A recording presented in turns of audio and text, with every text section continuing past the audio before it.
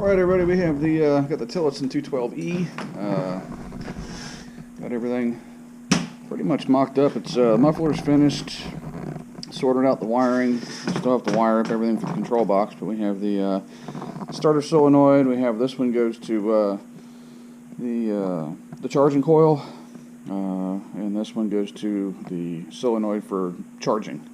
So thing about the charging system on these things is we have one leg coming off the coil, and it's just an AC that goes up to a little ignition control thing that's usually bolted right in this area with your ignition switch, and there's just a little diode in there to convert this to DC, so it's unregulated.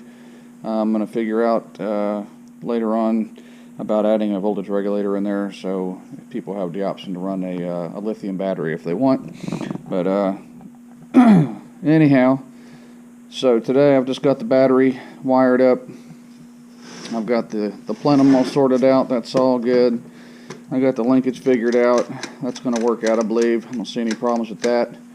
But we're going to try to fire it up. Got oil in there, and we'll see what this thing does. I have not started it yet, so I wanted to share this with everybody so y'all can watch firsthand as I start it for the very first time, or attempt to. I don't have a lot of time today. I'm kind of pressed for things, so all right, so there it's in.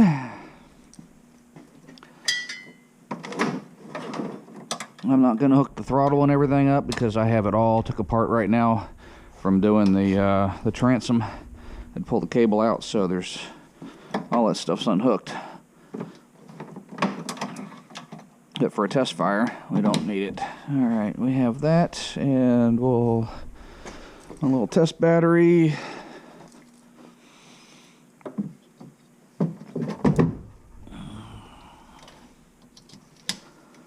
And it's going to take a little bit of cranking here while it draws fuel up into the carburetor. And so I'll get the blue wire here, and everybody looks good. I'll go ahead and hit that choke. All right, here we go.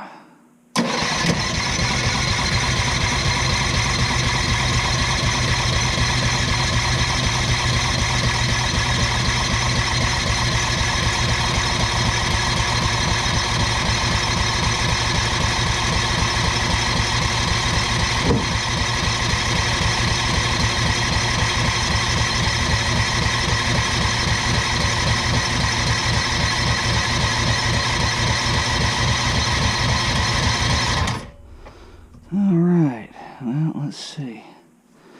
Everybody's hooked up.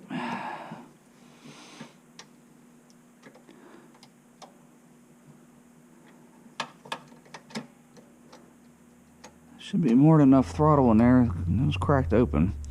Let's go out choke.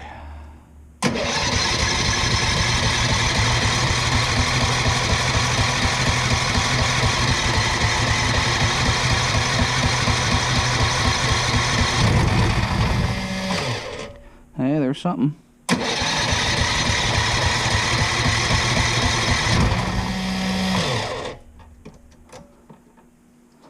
Try choke again. The battery's getting down there. Let's see.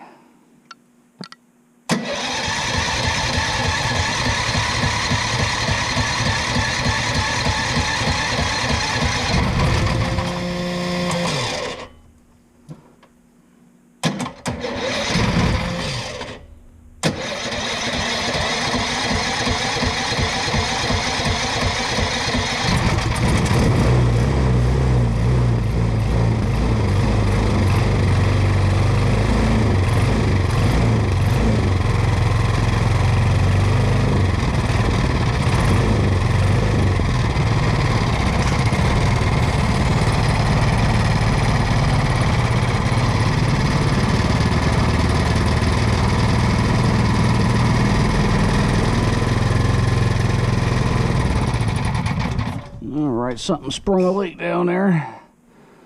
No clue. But it's definitely leaking everywhere.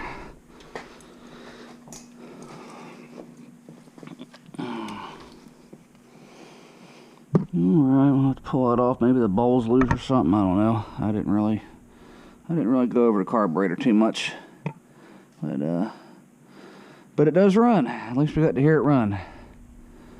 And it sounded good. Alright, well, I will figure out the leak later and report back and show y'all what it was. And I think the float bowl, the needle was just stuck. I messed with the float a little bit, and I didn't have the camera going, but I didn't see the float needle move at all when I was messing with the bowl or the float. And I flicked the needle, and it went up, and it started moving up and down with the float. So we'll see what happens. I'm gonna give it a shot again, real quick. All right, bowl's empty, so it might take a minute to crank again. And here we go.